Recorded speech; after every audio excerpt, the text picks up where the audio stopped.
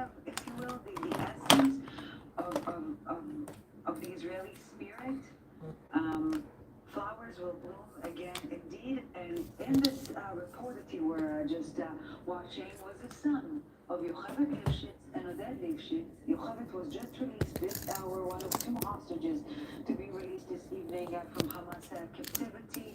You've seen their burnt home in Kibbutz Nir Oz. You've seen his father Oded playing the piano, and now Yocheved Lifshitz on her way back to her family here in Israel. We're seeing her now on screen. Wow. She's 85-year-old on her way back home alongside the one her 80-year-old. Yeah, and as we speak, not just over 220 Israeli hostages in the Gaza Strip, but over 100,000 displaced Israelis, refugees in their own country. And this surreal yet too real reality is forcing them to mourn and to survive and to be all at the same time. So we want to cross now to the southern city of Eilat, where we're joined by Shlomit Levi, a survivor from Kibbutz Nir Yitzchak. Shlomit, thank you so very much for joining us.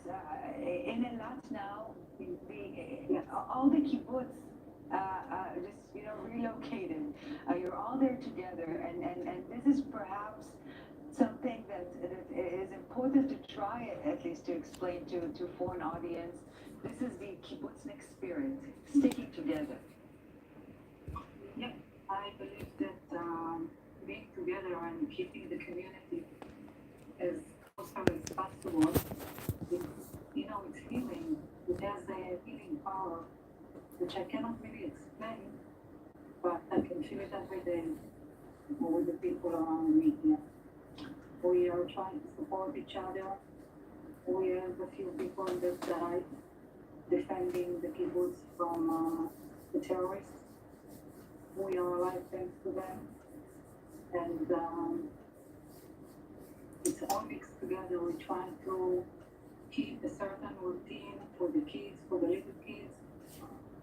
But we are mourning the loss of our friends all at the same time. So you see this hotel lobby, you see everything. You see tears, you see children running around, and you see us hugging each other, trying to support each other.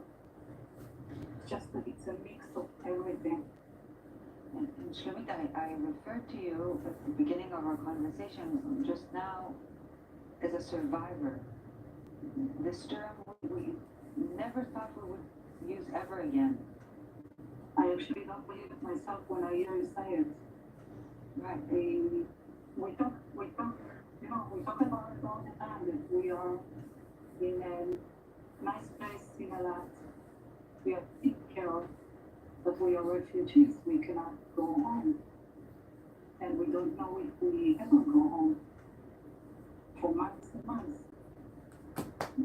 Yeah, it's important to explain that this area altogether is still considered a war zone. And civilians are not allowed to go back. Yeah. Not at all. Let's try and find the silver lining. With all this darkness, there is very bright light. If you can tell us a bit about this warm embrace you're receiving, at least I hope so, from Israelis, the volunteers, the civilians, the brothers and sisters who are doing whatever they can to ease the pain, if that's even possible. Actually, I'm not surprised. I've always known that this was, special people, special spirit. So it doesn't surprise me that we are surrounded by so many, volunteers and people here in Eilat that want to host us and greet us everywhere and invite us to doing certain activities for the kids and for us. It's and I'm not surprised. That's the Israeli spirit. I think this is exactly what takes us on. This is what we're fighting for. This is exactly what we're fighting for our spirit. Shlomit Levi, before we let you go, will you go back to Nir Yitzhak when possible? It's hard to say. We don't feel safe anymore. I think none of us feel safe. What happened was nothing like we ever imagined. It wasn't an option for me to be locked inside the house, knowing the terrorists are walking around the kibbutz freely, breaking into houses. It's not a scenario I ever pictured in my mind, so I don't know if I'm going to go back there.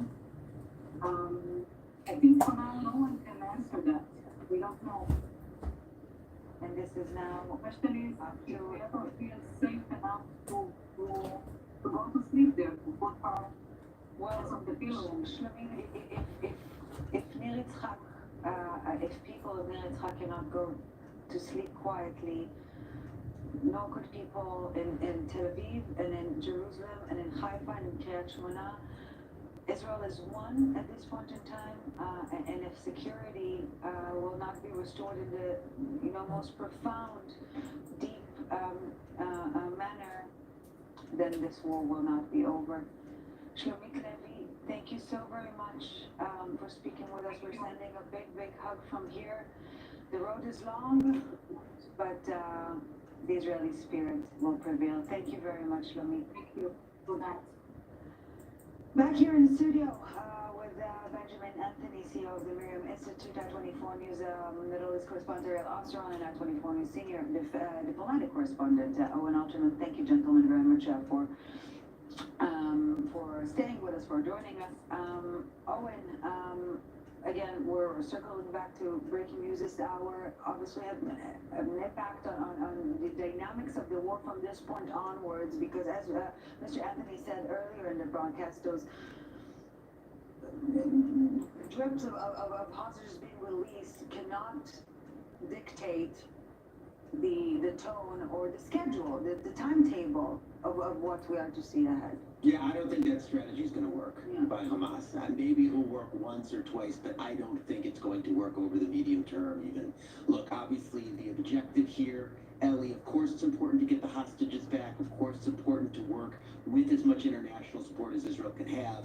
But at the end of the day, the goal of this war, the objective is to end Hamas control over the Gaza Strip. And that's the objective that's in the minds of 10 million people here in Israel. And that is the objective that's going to be front of mind, I think, for the decision makers. And so, of course, they're going to try to work with as much international legitimacy as they can. Of course, they're going to want to work with the hostages' families. And, of course, they're going to want to try to get the hostages back. But if Hamas thinks that by releasing 2 hostages that it took in the most brutal fashion, they can release 2 hostages a day endlessly and put off the Israeli military from doing what the decision makers have charged it to do, I think they're quite mistaken. And by the way, just to emphasize something you spoke about before, you compare what happened on October 7th in Simchat Torah to the Kishinev pogrom. Ellie, this is much worse. It's worse in numbers, it's worse in scope, it's worse in scale, and it's worse in brutality. And if Kishinev was always the benchmark, certainly before the Holocaust, even in a way a Holocaust, as a kind of singular example of brutality against unarmed Jewish civilians in their homes and in their communities, it's now been displaced, if you will. It's now been supplanted by what we've seen, or what we saw a few weeks ago. A record of brutality that was definitely unneeded to be broken. Mr. Anthony, we were talking earlier about the American, I wouldn't say pressure, because it's not always about the what, but also the how. And at least from what we understand, it is not perceived as American pressure per se not to begin a ground operation, but perhaps more of an advice. There are other considerations of other than the hostage issues of why to wait a bit longer. Yeah, so first of all, the Americans are pressing the idea very, very clearly that they are not the decision makers. Rather, they're giving counsel to their allies, i.e. the Israelis at this stage. Joe Biden, above and beyond even Secretary Blinken, is saying repeatedly, remember the quagmire into which our American forces waded in Iraq and in Afghanistan. And when you talk about, as Owen just mentioned, the complete destruction, removal, toppling of Hamas, that's a very very lofty goal. In my opinion, it's a perfectly legitimate goal, but it's going to be a very difficult task, and it's going to require a sustained level of support at the home front. Is going to require sustained enthusiasm for that task among the soldiers of the Israel Defense Forces. And of course, there's always that ticking time bomb of international support for what we do there. I do also want to tell you that I believe you just showed recently more in the broadcast this statement that was made, this joint statement by Prime Minister Netanyahu, flanked by his Minister of Defense Yoav Gallant and also the Chief of Staff Herzi Halevi.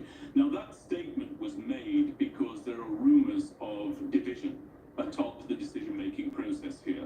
Gallant is very outspoken about the idea of wanting to topple Hamas. He's a bit of an unknown in this whole dynamic. We've seen Netanyahu take a cautious approach when it's come to dealing with Hamas in the past. We haven't seen how Gallant will deal with it. He feels a certain amount of pressure from Benny Gantz, who's been referred to as a sub-minister of defense here, a member of the war cabinet. And then you've got Herzi Halevi, who's obviously an individual whose leadership is being questioned massively right now as a consequence of this incredible, tragic failure of intelligence and operational preparedness on behalf of the Israel Defense Forces, now security forces. But there are many people who are saying that there is an absolute element to the idea of a ground incursion. It's not happened yet. I don't take an incursion as having occurred until it begins, and the wait continues. And one of the challenges that we have is keeping the morale high among our soldiers, that 300,000 plus who are massed on our borders, away from their homes, away from their families. One final point, you spoke about psychological warfare. One thing I would tell the Israeli citizens, the Israeli civilians, and people who love the state of Israel abroad, Hamas can try to tamper with our mindset, to tamper with our internal strength. I can tell you one group that is not phased is the group that is the soldiers on the borders. Their motivation is high. They are ready to take the fight to Hamas. The question is, when will the order be given? Maybe just two quick points, if I may. First of all, there's nothing wrong with disagreement among top decision makers about strategy. I mean, in a sense, that's healthy. Stay healthy, It's exactly. healthy. So nobody should be worried about the fact that Netanyahu and Gallant, take a deep breath, might disagree about what to do. Right? I think that's fine. The question, of course, is their trust among them. And of course, we have to wait and see. They obviously want to send that message out, and that explains their video. But disagreements about policy, again, is simply part of the give and take, I think, of how these decisions are made. And a very important minute that Benjamin made about the ground invasion. Listen, if you listen carefully to the IDF spokesperson, and oftentimes to Gallant, what they say is a combined operation from air, sea, and land, right? Sometimes the ground incursion is emphasized, and sometimes not. And it just may be that a continuation or even escalation of an air campaign might be more important than the land campaign. I concede that I'm not a military tactical specialist, but it's a sense that you get from listening carefully to what experts say. We do hear from military experts that those days are not wasted in the sense that the aerial activity is, again, as mentioned earlier, is preparing the ground for ahead of the ground operation itself, and objectives are being met day in, day out, and also we need to be reminded that while perhaps on the Israeli side there is this certain anxiousness to go already, we need to also remember that on the other side, Hamas leaders, underground, above ground, are still waiting. And you know, there's this anecdote that this time can be measured differently. It depends on what side of the bathroom door you're at. So perhaps the more anxious side is not Israel. Yeah, and also the aerial bombardment that's taking place inside the Gaza Strip is extremely effective. It's having an impact. It's taking its toll. It, of course, cannot serve as the means for removing the presence of Hamas from the Gaza Strip. But to Owen's point, what's going on right now is the Israel Defense Forces, ground forces are training. They're refining the nature of their mission, as are the top planners of those missions. And, of course, there's the ongoing gathering of intelligence from various sources as well. Owen's right. People being able to exchange robust views, that has to be a positive, especially when emotions are high. But ultimately, when it comes to giving the order order to move forward. It's really very important that that is given with consensus atop the decision-making tree. And of course, the greater political context, we cannot ignore it. The political climate here in the months leading to the end of the world as we know it and this beginning of a new world were challenging when we talk about trust or lack thereof among Israeli leaders, plural. Ariel Saran, we did not even discuss what's happening on the northern front, and there's a lot happening there.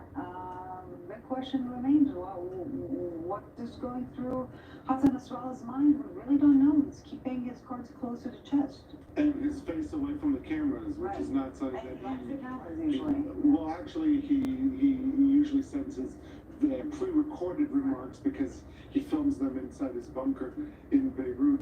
Look, we don't really have to guess Hezbollah's side of this. They're engaged in a war with Israel that needs to be made clear. Israel is at war with Hezbollah, but it's a low threshold of fighting.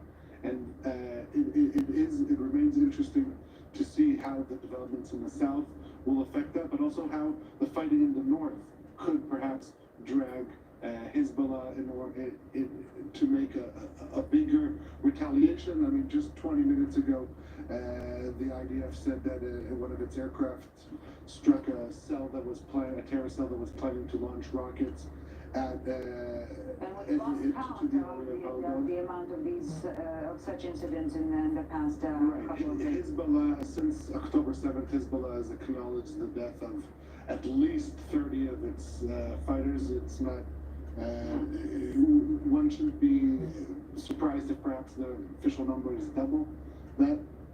Just regarding numbers moving forward, if I am going to go back to Gaza, to the south, we need to remember that all the numbers, all the figures coming out of Gaza go through Hamas.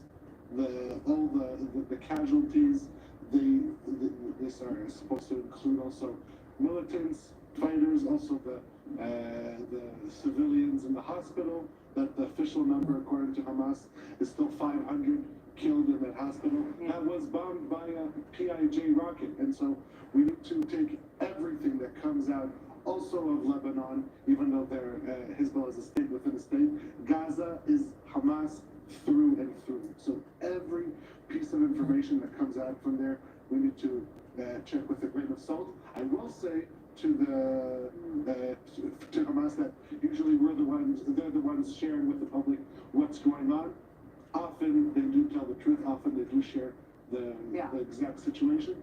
But issues regarding numbers of casualties, civilian casualties, This is perhaps what's humanitarian deceiving. situation. Sometimes you're right, and you create this the truthfulness atmosphere surrounding your reports. Owen? Yeah, I want to take it from here and talk about this exact issue. I want to take it exactly where Ariel took it. Talk about the international media. There's been a big focus in Italy, obviously, with the whole issue of the hospital attack, but in parallel with the BBC, for example, right? The fact that they don't call Hamas terrorists. With all due respect to all of the protests about that, people are barking up the wrong tree. That should not be the focus. The focus should be this. Maybe we could put on screen 2 push notifications, one from BBC and one from CNN. Here we go. One's from BBC and one from CNN from today. You see in this push, is this one from... Last one, the Health Ministry says more than 400 people killed in Gaza in the past 24 hours. They always say Exactly. Let's take a look at CNN, similar. And there, it's in some sense even worse, if you will. You see, Palestinian Health Ministry said... Hello sa ating dalawang viewers natin Ministry, dyan. right? It is the Gaza Health Ministry, and it is run by Hamas, not the Palestinian Authority, the quote-unquote legitimate representative of the Palestinian people, to which the adjective Palestinian should legitimately apply, right? So that's number one. But even when you say in your push notification, the Hamas-run Gaza Ministry, it's an improvement over what we saw in the first few days of the war.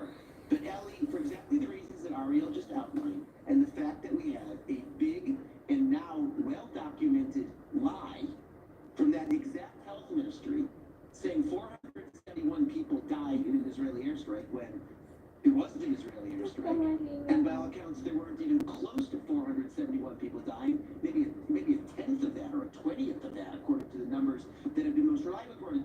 Your push notification, even if it is 3 lines, even if it is 4 lines, even if it is short, must tell the reader out those numbers is not credible. And if you don't do that, you're not doing your job. This is a day about truth, no way around it. It is one. It is clear, it is cut, it is beautiful, it is ugly, it's true. Benjamin Anthony, our losser on Owen Elgin, thank you very much for this. Stay strong, stay resilient. We're here.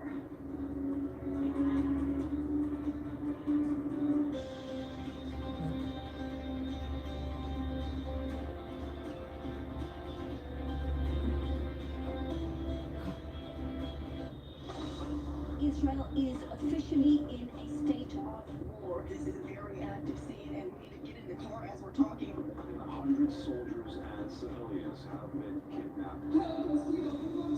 You just don't know anything. Entire families, including babies and children and elderly, were butchered in their beds. Awaken the giant, and we are ready and we are strong. Everyone is showing up. This is the unity.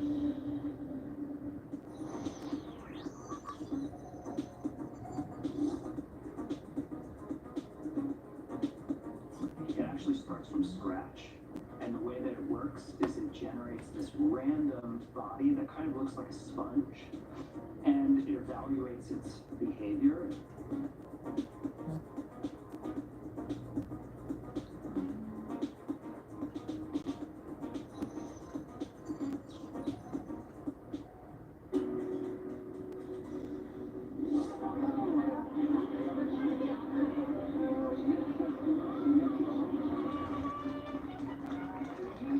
It's a biblical relationship. Set free. B'Shem Yeshua.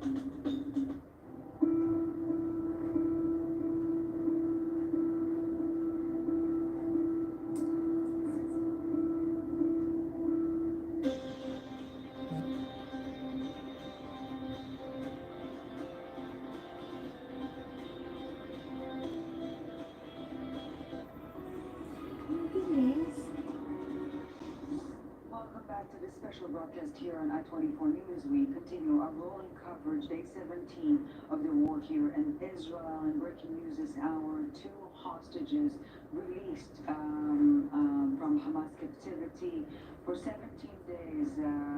Chavit Lifshitz and Rivka Cooper were there held by vile Hamas Nazi terrorists. And now, tonight, they've been released. You can see now first images of them. Their husbands are still held by Hamas in the Gaza Strip. Both of them from New Orleans. And we want to go back to one of the hardest hit communities. The pogroms in Kibbutz New Orleans brought back Kishinev to be Jewish consciousness of now, not of then. But befitting its meaning in Hebrew, New Orleans, a mighty plowed field. This blood-soaked soil will at some point grow life again. Let's take a look. The tour of this abandoned kibbutz is like entering a war zone, the epicenter of a pogrom, just after the perpetrators disappeared. That house belongs to Tamir from the kibbutz emergency team. I don't know what happened to him. Villages and paths are flanked by burnt houses. Look, they burned down the children's room here. Objects left behind by the looters are scattered around. They tried to steal everything there was. And in the parking lot, there remains dozens of cars that were set alight. 400 people live here, a full and vibrant community. Everything is abandoned now. Each house with its own story. Those who were kidnapped, those who were murdered, and those who barely survived. With all this blood here, how did they survive? He survived, but he was injured. He was blown up. He has a bandage on his hand, but managed to hold the door. And because of that, his family survived. Her sister's family, they were murdered. All 5 of them.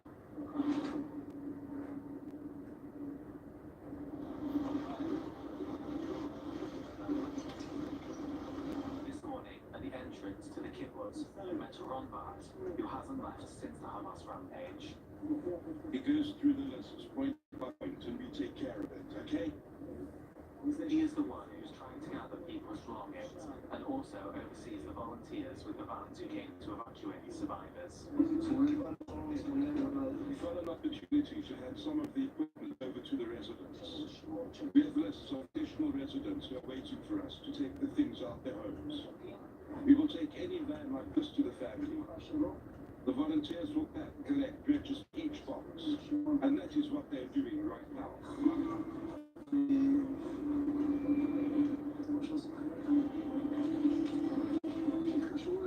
Only if I can organize some friends with vans to come and take out small equipment of the kibbutz members. What does it do to the soul to see such a thing? I walked with shivers for several days. It's something stronger than me.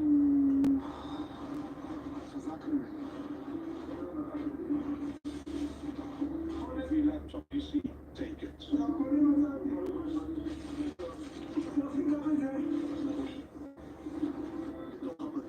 Not much left inside the homes. The thieves who came in the second wave dismantled televisions from the walls, took laptops and turned over the cabinets in search of jewelry and luxury items. During those hours, we accompanied Henri into the homes of his friends. He talked about everything, but did not say a word about the family tragedy. Are the parents okay? The parents were kidnapped. Yours? Yes, the parents were kidnapped. My father used to be a journalist, and there are articles about him playing the piano. My kidnapped parents are 83 and 85 years old.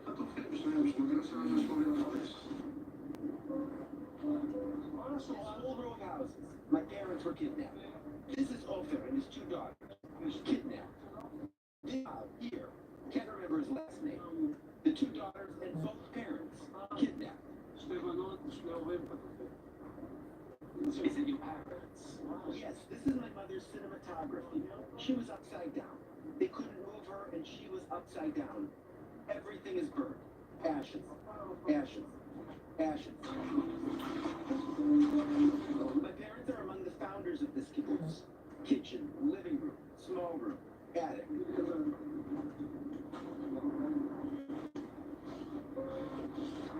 This is the piano. There are a lot of videos of my father playing. Or did you manage to understand exactly what happened? They were in the secure room, but they had no chance to really hold the handle. It's not a handle that locks, and they were probably taken out. They did a search. They're in Gaza, according to the phones. That's all the information we have. The abductees are what's important. The houses will be fine. If the parents don't come back, what's the house worth without those inside, right? 100 members of kibbutz From.Oct were murdered or kidnapped to Gaza, and every 4th resident was injured. At the end of the day, Henri placed a new organ in the corner of the piano, and placed a chair in front of it, in hope that Oded, his father, would come back to play here. Then he collected his things. The entire life of the family went into one big bag.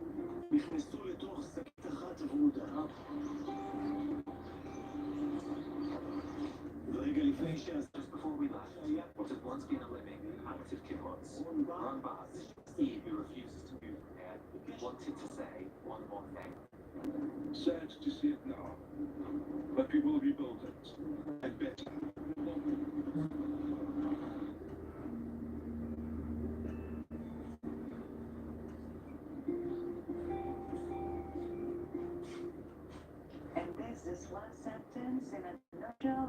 epitome of, if you will, the essence of Israeli spirit.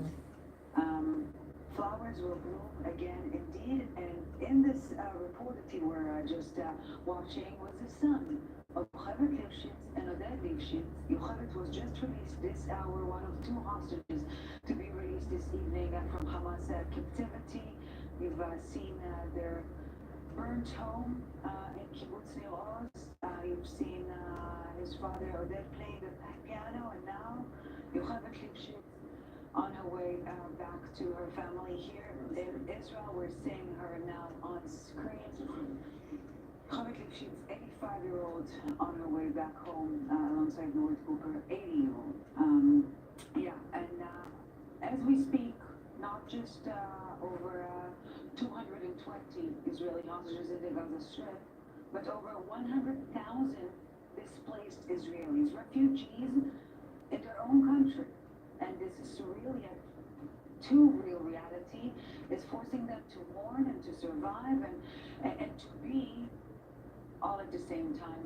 So we want to cross now to the southern city of Eilat, where we're joined by Shlomit Levy, a survivor from Kibbutz Nir Yitzchak. Shlomit, thank you so very much for joining us. In Eilat now, all the kibbutz just relocated. You're all there together, and this is perhaps something that is important to try at least to explain to foreign audience. This is the kibbutznik spirit, sticking together. Yep, I believe that being together and keeping the community as closer as possible, it's healing. It has a healing power, which I cannot really explain, but I can feel it every day with the people around me here. We are trying to support each other. We are the few people that died defending the kibbutz from the terrorists. We are alive thanks to them. And it's all mixed together. We're trying to keep a certain routine for the kids, for the little kids. But we are mourning the loss of our friends all at the same time. So you see this hotel lobby, you see everything. You see tears, you see children running around playing. You see us hugging each other, trying to support each other. Just that it's a mix of everything. Shlomit, I referred to you at the beginning of our conversation just now as a survivor. This term we never thought we would use ever again. I actually don't believe it myself when I hear you say it. Right. We talk about it all the time, that we are in a nice place in Eilat. We are taken care of, but we are refugees. We cannot go home. And we don't know if we ever go home for months and months. Yeah, it's important to explain that this area altogether is still considered a war zone. And civilians are not allowed to go back. Yeah. Not at all. Let's try find a silver lining amidst all this darkness. There is very bright light. If you can tell us a bit about this warm embrace you're receiving, at least I hope so, from Israelis, the volunteers, the civilians, the brothers and sisters who are doing whatever they can to ease the pain, if that's even possible. Actually, I'm not surprised. I've always known that this was, a special people, special spirit.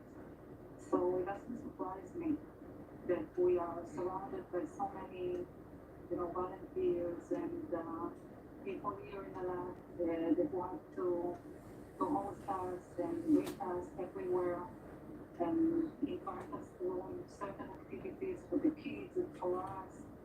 It's and I'm not surprised. That's the Israeli spirit. I think this is exactly what takes us on.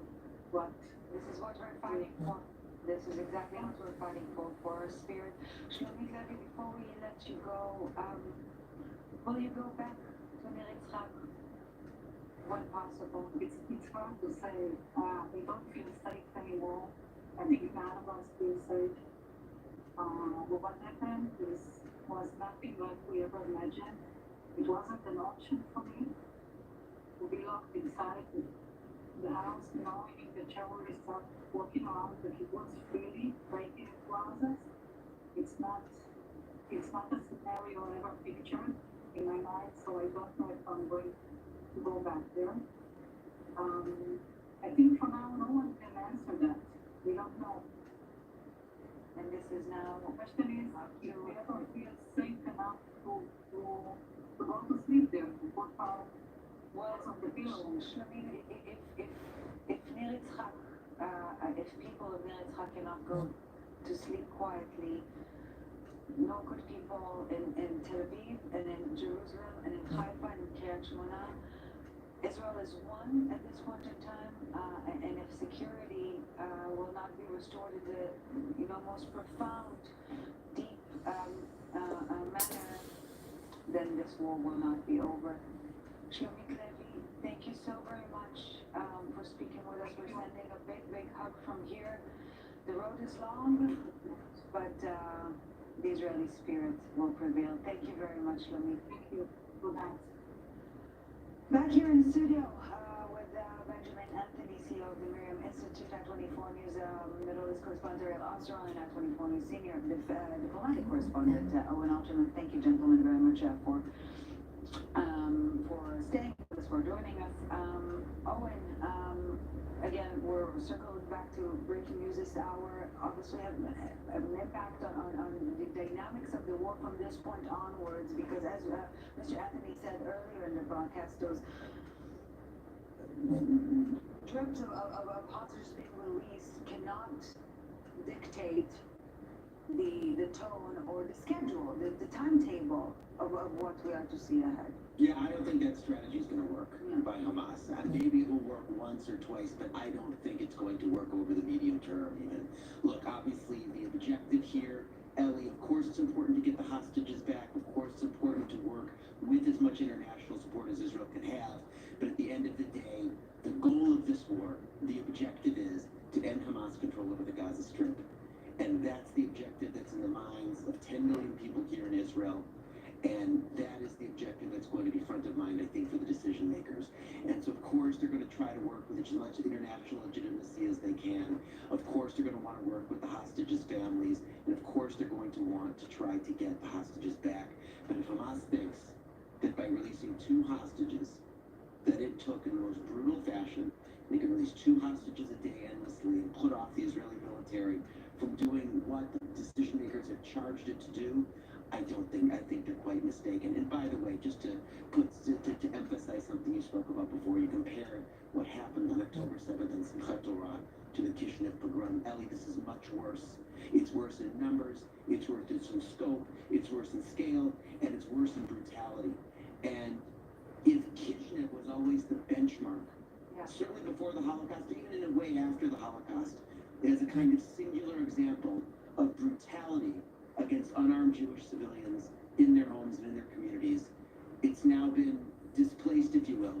It's now been supplanted by what we've seen, or what we saw a few weeks ago. A record of brutality that was definitely unneeded to be broken. Mr. Anthony, we were talking earlier about the American, I wouldn't say pressure. That I know, he told me everything that I know today. For Billy, that education started with the basics of how sugar supplied among the hostages. Of course, my hearts go out to the families, yes, and they are the victims of the most brutal, cynical, sadistic terror. Women and children, more than 2,000 children. UN experts who have unequivocally condemned Hamas's attack on Israel, the atrocities committed against Israeli civilians, are warning that what is happening in Gaza right now is a violation of international law, with in siege and in the Israelis reportedly say it is collective punishment of the population, and this military operation, they say, is resulting in crimes against humanity. Referred to basically February the 1st. Because Beyond. And yeah, of course, AI is going to continue to be a And promised the International Monetary Fund to cut spending. He announced Ich finde die Hamas wahrscheinlich genauso schrecklich wie Sie, aber Gott sei Dank ist die Hamas alleine nicht in der Lage, die Existenz ist.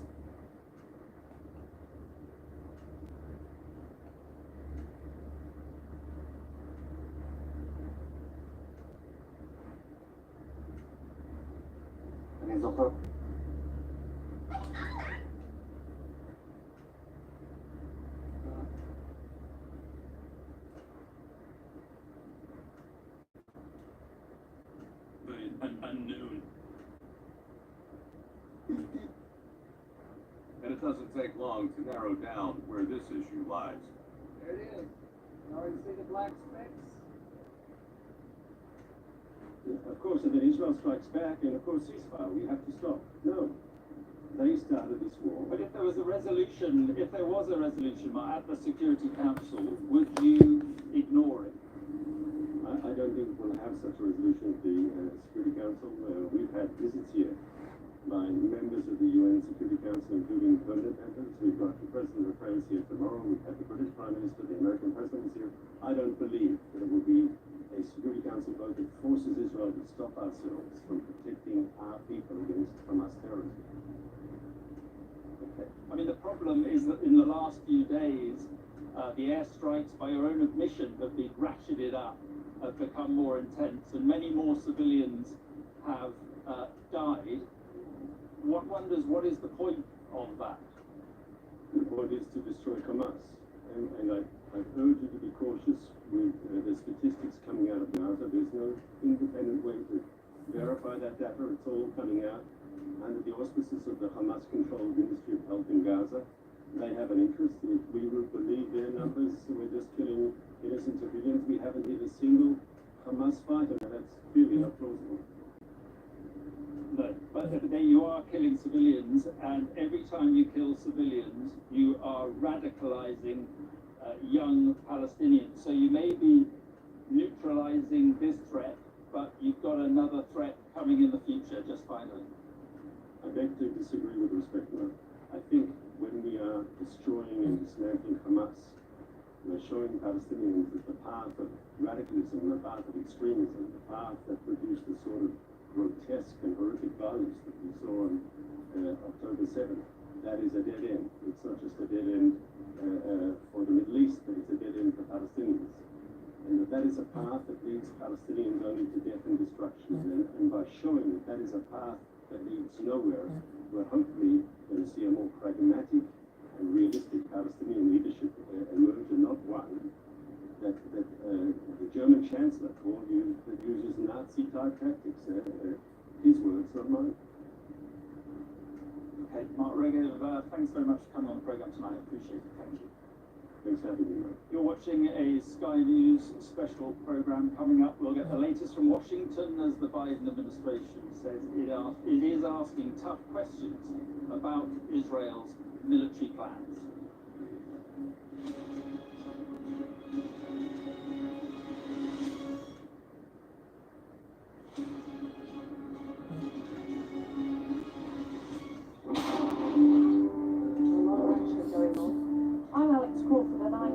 Special correspondent based in Istanbul. This is what makes the job so fantastic.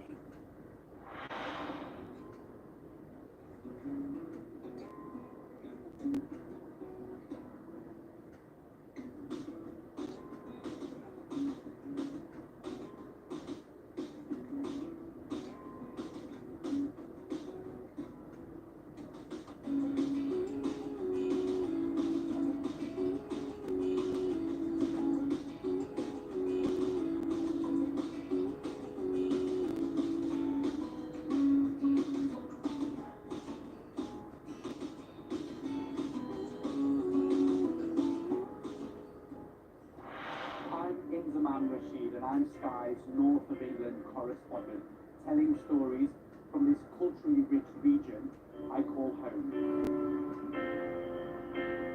It's going to become very similar to other places and lose its unique qualities. Speak to history. If the Taliban found your family from nothing, I think they're just going to straight away execute them. There are issues of racism in all levels of cricket. I was involved in it a couple of times. I was nearly gone. People enjoy to watch, and when people are disappointed, you can feel the hate. I just felt physically sick, so I was like, that's really in my system. We take you to the heart of the stories that shape our world. Even before the pandemic, GPs were pleading for help. Government expects more face-to-face contact with patients in return. Men, they want to force you to do something you don't want to do. Just because you're homeless and you're looking for a warm place to sleep. We give a voice to communities often unheard and unserved from a region with a distinct history and global impact.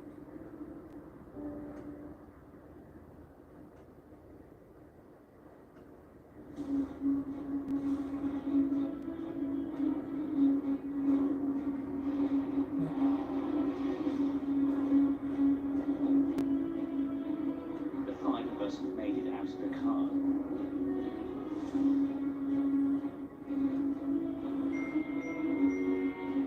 Welcome to Backstage, the film and TV podcast.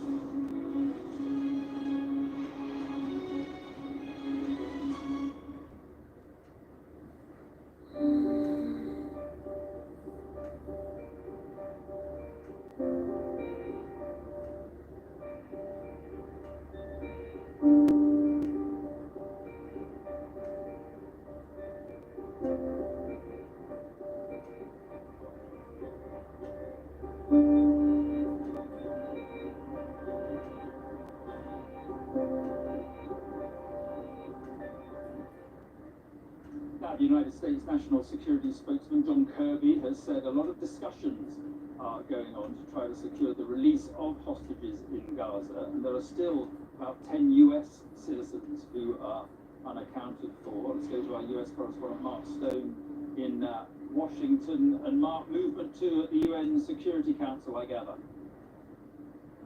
Yeah, I mean, on hostages, clearly the US is very, very pleased that 2 more have now been released. It's clear that that is very much, very fast-moving, very ongoing, involving the Qataris, the Egyptians, the Americans, the Israelis, and of course Hamas as well. So more movement on that, I am sure, over the coming days.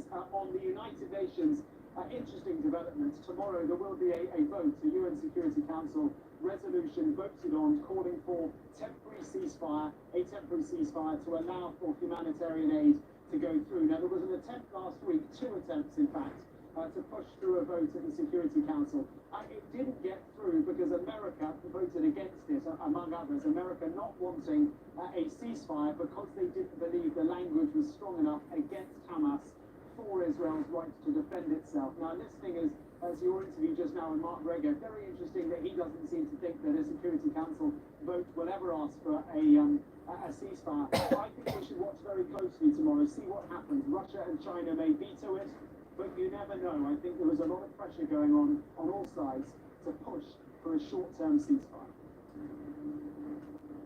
Okay, Mark, thank you very much indeed. That's about it for this programme. With breaking news that 2 Israeli hostages have been freed from Gaza. Nurit Cooper, aged 79, and Yohaveh Lifshitz, aged 85, have been released on humanitarian and ill health grounds. That's according to Hamas. They seem to be going out through the Rafah crossing, that's with Egypt, and an Israeli spokesman told this programme they will only believe it when they're back in Israel.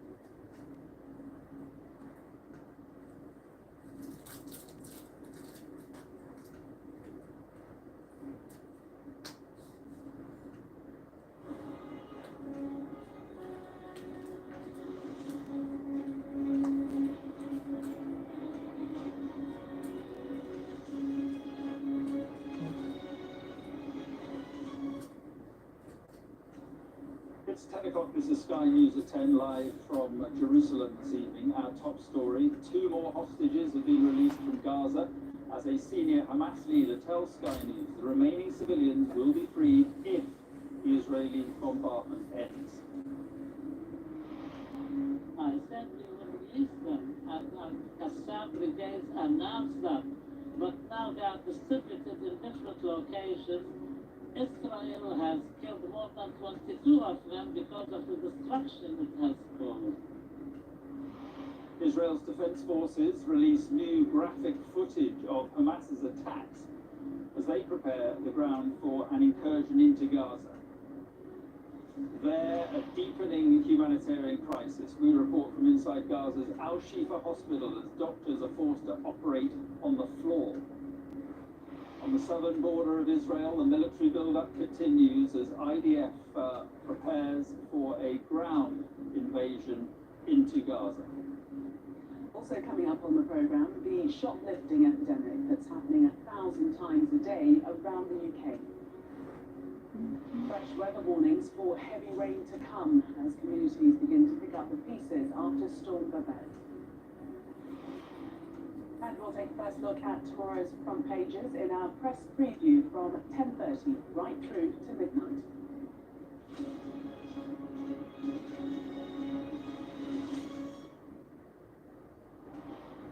Good evening then from Jerusalem, and we start tonight with a developing story, and Hamas has released 2 more hostages being held in Gaza. They identified them as 2 elderly Israeli women and said, "We decided to release them for humanitarian and poor health grounds."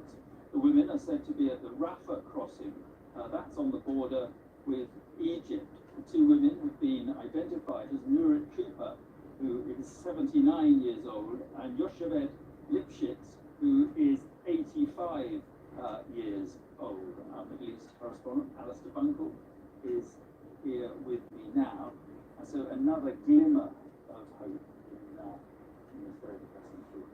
Yeah, let me just read you a statement we've had from the Israeli Prime Minister's office in the last couple of seconds. And to pick up from where you sort of left off in terms of identifying them, it says the 2 were kidnapped on Saturday the 7th from their homes in the kibbutz near Oz. Amram, the 85-year-old husband of Nurit Cooper, and Oded, the 83-year-old husband of Lifshitz, were kidnapped together with them. They are still being held, this statement says, and they're working to get them returned. And then it says, after being handed over to IDF forces, they're making their way at this time to a medical centre in Israel. It was organised and specially prepared to receive them. Their family members will be waiting for them there. And the statement thanks the Egyptians for the assistance. No mention of the Qataris in the statement, who we understand have been integral in carrying out negotiations between Hamas and Israel and their allies. So they are, according to the statement now, in Israeli hands. You spoke to Mark Regev, spokesperson for the Prime Minister earlier, who wasn't confirmed until they were back in Israel. They've gone from Gaza south to the Rafah crossing into Egypt. They were met by the International Red Cross, and they've now been taken back into Israel. So we've now had, in the space of 4 days, 4 people released, but there are still 220, according to IDF figures, Israeli Defense Force figures, with 220 still being held hostage. And it was interesting as well when I spoke to Mark Regev that he, when I put to him that it would be very difficult now to launch an expanded ground operation because these families and the relatives would be, thinking there are going to be more coming out. When I said it would be difficult to do that, he said, on the contrary, we need to keep the pressure up on Hamas, suggesting that that wouldn't stop them doing that. No, I mean, I would not expect the Israelis to suggest that they might in some way ease the pressure. But we are hearing that Western allies, in particular in Europe and the United States, are saying if the diplomatic track is going to yield some results, then maybe we just pause on a ground invasion to give the diplomatic track time to do that. Now, on the face of it, diplomacy does seem to be working. As I said, this is 4 release, and there are still 220 being held. And Israel's concern will be that Hamas is taking a deliberate tactic of releasing, a couple every few days in order to prevent that ground invasion from happening. Okay, Alistair, we've got a statement. I'm not sure whether this is the one that you have just read out at the beginning there, but the spokesperson for the Prime Minister's office, on behalf of the Special Envoy for Abducted and Missing Persons, has said this. Well, they've updated that today Nurit Cooper 79 and Yoshua Lifshitz 85 were released from the hands of the terrorist organization Hamas. They say the two were kidnapped during a murderous attack on Saturday from their homes. It is the statement that you just read us. The homes in Kibbutz near Oz. The 85-year-old husband of Cooper and are dead, and the 83-year-old husband of Lishvitz, who were kidnapped along with them, are still being held by the cruel terrorist organization. So that is a repeat. Yeah, it's a repeat of the statement. The other thing I'd add from the interview, just to interrupt you, I think we've got pictures now, Alistair, of the women, and I assume that, given what we're being told, that these are those women at the Rafah crossing or close to the Rafah crossing, but clearly in the hands now of the Red Cross. Yeah, I think so. It's hard to tell where that is, but I think you're right. I think that probably, given that it's been filmed by Current News, which is an Arab news channel, I think that is on the Egyptian side. But even though they're not at this moment, we're seeing in Israeli territory, in Israeli hands, the fact that they are now the International Red Cross is their moment of safety after being held hostage for more than 2 weeks. But as that statement from the Prime Minister's office said, they have now been taken very short distances. It's a short distance between Rafah crossing and the Israeli border, and the Prime Minister's office said they are in the hands of the Israeli Defence Forces, and they'll be taken to a military base where they'll be cared for with their relatives. Okay, we'll keep an eye on all that. That's stuff for now. Thanks very much indeed. Well, tonight's release by Hamas of these two hostages came as Israel's defense forces today stepped up their search for others being held in Gaza. Raids have taken place inside the enclave, where there has been no let-up in the intense bombing of the territory. The war now in its 17th day. The Gaza Health Authority says that at least 5,087 Palestinians have been killed in Gaza since the Israeli military action began earlier this month. 15,270 Palestinians have been injured in the enclave. About 1,400 Israelis are now known to have died in the Hamas attack on the 7th of October. And the Israeli military says 222 people were taken captive, although 2 more of those hostages have been released this evening. So all eyes are now on the Israel Defense Force, with huge numbers of troops gathered in southern Israel. Our chief correspondent Stuart Ramsey reports from the town of Netivot near the Gaza border. In the southern desert, the military build-up has been virtually continuous for the best part of 2 weeks now. Rocket systems are being moved into position. These ferocious weapons can fire multiple warheads in size. Much of southern Israel and all the land bordering Gaza are closed military zones. Israeli soldiers are operating in Gaza already, but on specially identified missions. Plans are in place, though, for a full incursion. In artillery positions, the soldiers wait in place for their next orders. These are tanked with their turrets taken off. They'll be used to carry troops because the army is so much stronger than normal.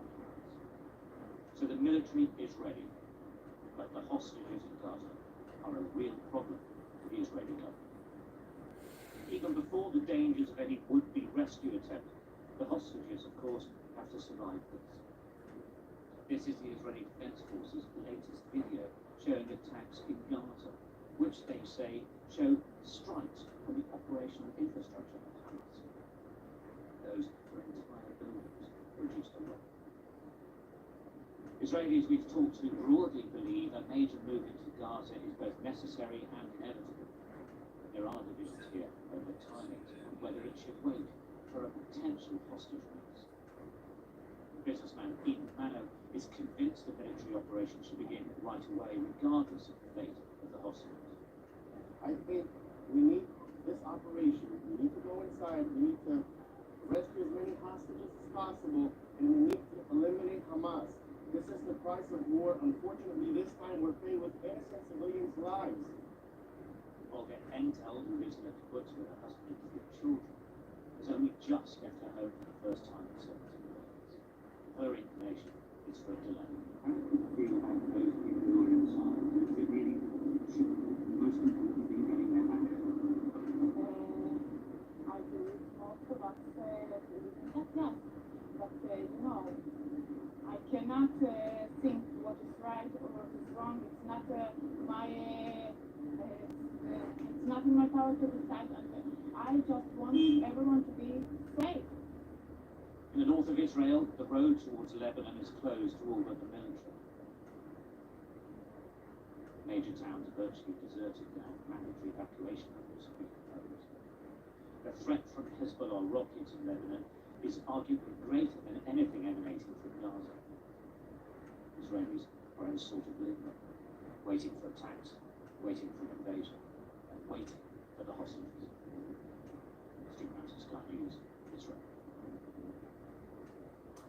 Well, in Gaza, the humanitarian situation gets ever worse, although some aid has now made its way into the enclave. People there are running out of food, water, and also of medicine. Today, Hamas warned hospitals had run out of fuel.